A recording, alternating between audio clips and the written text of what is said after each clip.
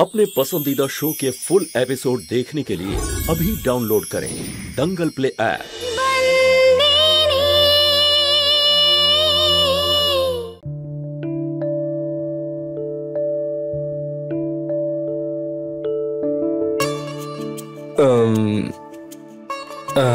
এই ড্রেসটা আমি পরি সেটা তুমি চাও? আর এমনিতেও আমি এটা পরবো না, একদম ফ্রকের মতো মনে হচ্ছে কোনো ফ্যান্সি ড্রেসের কম্পিটিশনে যাচ্ছি। তো আজ রাতে তো ফ্যান্সি ড্রেস কম্পিটিশনই আছে, আর কম্পিটিশন তো আমরা রেখেছি, তাই তো তোমায় এটা পরতেই হবে।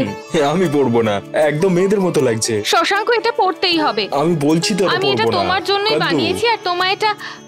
কে জামাই, অনেকদিন পরে তুমি আজ আসলে।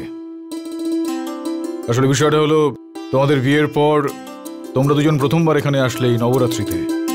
তো আমিও এরকমটা ভাবছিলাম যে আজ সন্ধ্যার আরতিটা তোমরা দুজনেই করো। আর হ্যাঁ, এটা কার জন্য নিয়েছো? এটা আসলে আপনার মেয়ে চাইছে যে আমি যাতে এটা পরি। আসলে কি বলো তো বাবা, আজ রাতে আরতির পরে ফ্যান্সি ড্রেস কম্পিটিশন রেখেছি, আর আমি চাই যে শশাঙ্ক এটা পড়ুক। আমি তোমায় এই কথাটা বললাম, তুমি প্লিজ কাউকে বলো না। তখন বলবেন যখন আমি এটা পরবো, আর আমি এটা পরবো না। তোমায় পড়তেই হবে শশাঙ্ক। দেখো কাদম্বরী, প্লিজ আমার কথা শোনো, আমি এটা পরবো না। ঠিক আছে, ব্যাস ব্যাস। সত্যি এত বড় হয়ে গিয়েছো, তাও নিজেদের মধ্যে ঝগড়া করছো। স্বামী স্ত্রীর মধ্যে সামান্য বিষয় নিয়ে ঝগড়াঝাটি খুব একটা ভালো দেখায় না। একদম ঠিক বলেছেন বাবা আপনি। স্বামী স্ত্রীর মধ্যে যদি এরকম কিছু থাকে তাহলে ভালো লাগে না। এরকম ছোটখাটো ব্যাপার তো লেগেই থাকে। আমি কাদম্বরীর কথা শুনবো। মানতে তো হবেই। না মেনে যাবে কোথায়? আমি এই ড্রেসটা স্টিচিং এর জন্য নিয়ে যাচ্ছি।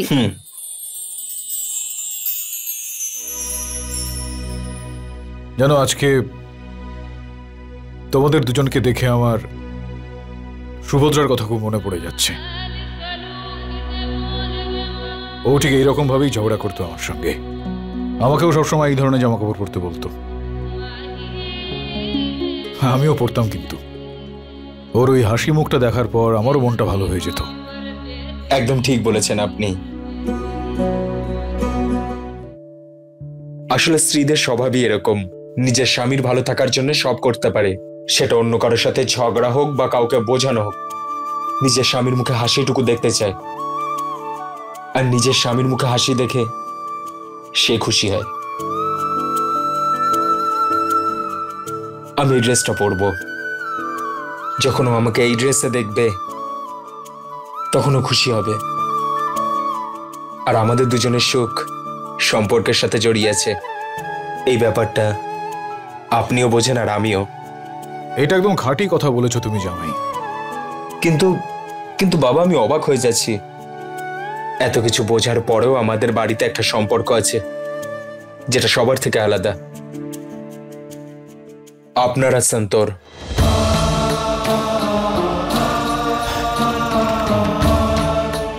আমি বুঝতে পারছি যে যেটা হয়েছে সেটা ঠিক হয়নি।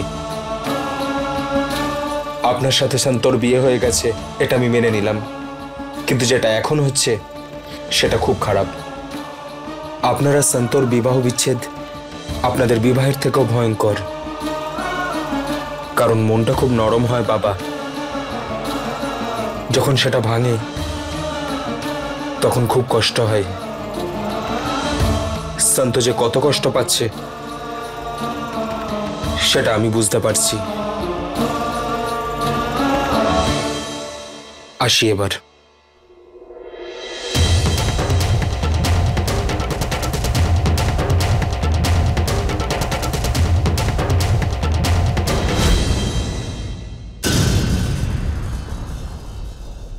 তুমি আর কাঞ্জি বাঘেরা একে অপরকে আগে থেকেই চেনো, কিছু একটা সম্পর্ক আছে তোমাদের মধ্যে, কোনো একটা রহস্য, পুরনো এমন কোনো কথা যা তুমি আজ অব্দি কাউকে বলনি পিসি, কিন্তু আজকে সেই রহস্য আমি জেনেই ছাড়বো। কোথায় নিয়ে যাচ্ছিস আমাকে বলে? মা দুর্গার সামনে রাখা এই আগুনের শপথ নিয়ে তুমি আজ সত্যিটা বলো পিসি আমায়। ঠিক আছে, কিন্তু সুযোগ পেলেই আমি এই বিষয়টা নিয়ে বাবার সাথে কথা বলবো। বাবাকে আমি সত্যি বলে দেবো যে আমি আসলে কি ভাবছি।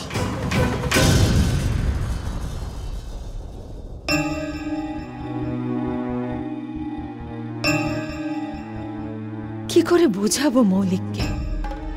যা জেদি ছেলে, সত্যি সত্যি ও যদি আবার ভাইকে সব বলে দেয় তাহলে কি করব? পিসিমা, কে? আপনার সাথে আমি কিছু কথা বলতে চাই। কিন্তু আমি তোর সাথে কোনো কথা বলতে চাই না। যা এখান থেকে বেরো।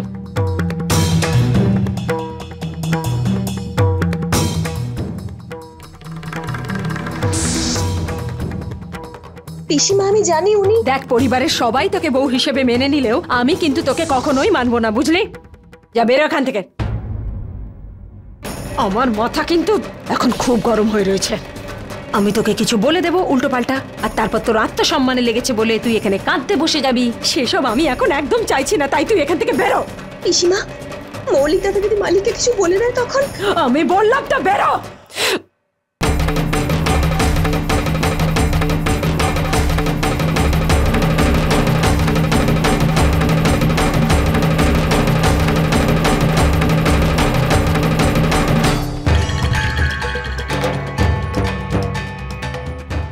কি জানিসটা কি তুই? মৌলিক কি বলবে? হ্যাঁ, আপনার আর কাঞ্চি কাকার সম্পর্কের বিষয়। কি জানিস তুই? সবকিছু। ঝুমকু কাকিমা যেদিন এই বাড়িতে এসেছিলেন সেদিন থেকেই আমি সবকিছু জানি, কিন্তু আমি আপনাকে জানাইনি। ভেবেছিলাম আপনার হয়তো ভালো লাগবে না, কিন্তু এ বিষয়ে কথা বলাটা খুব জরুরি পিসিমা। দেখ, এটা কিন্তু আমার ব্যাপার, যা করার সেটা আমিই করব। তুই কিন্তু এতে নাক গলাবি না, আর কাউকে কিচ্ছু বলার কোনো দরকার নেই, কিচ্ছু না। বেরো এখান থেকে, তুই বেরো এখান থেকে, বেরো বেরো।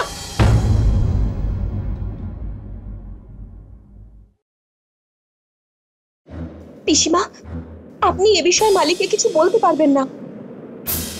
সবকিছু শেষ হয়ে যাবে মৌলিক দাদা যদি মালিককে সবটা জানিয়ে দেয়।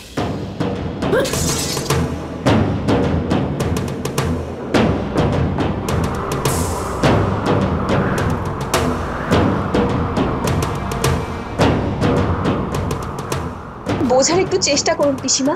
মালিক যদি জানতে পেরে যায় যে মৌলিক দাদা মালিকের নয় আপনার ছেলে,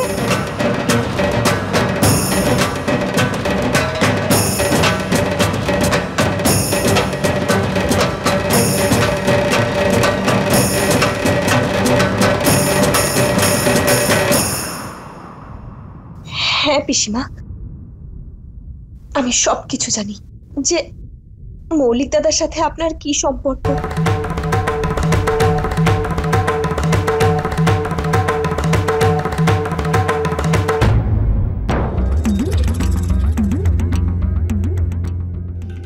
তুই কি করে জানলি এত কিছু? সেদিন যখন আপনি মালকিনের ছবির সামনে কথা বলছিলেন আমি আপনার সব কথা শুনে ফেলেছিলাম পিসিমা। কাঞ্চি বাগেলা এসেছিল, ও বলল যে ওর ছেলে আর এই পৃথিবীতে নেই, কিন্তু ও এটা জানে না যে আমার ছেলে এখনো বেঁচে আছে। মৌলিক আমার আর কাঞ্চি বাগেলার ছেলে।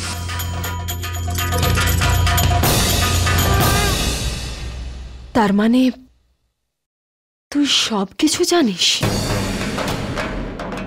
আর তুই আমাকে কিচ্ছু বলিসনি এসব কথা? এই বাড়িতে আর কে কে জানে এসব কথা, আর কাকে কাকে বলেছিস তুই? কেউ যদি এ বিষয়ে কিছু জানতো পিসিমা তাহলে তো আপনি নিশ্চয়ই জানতে পারতেন।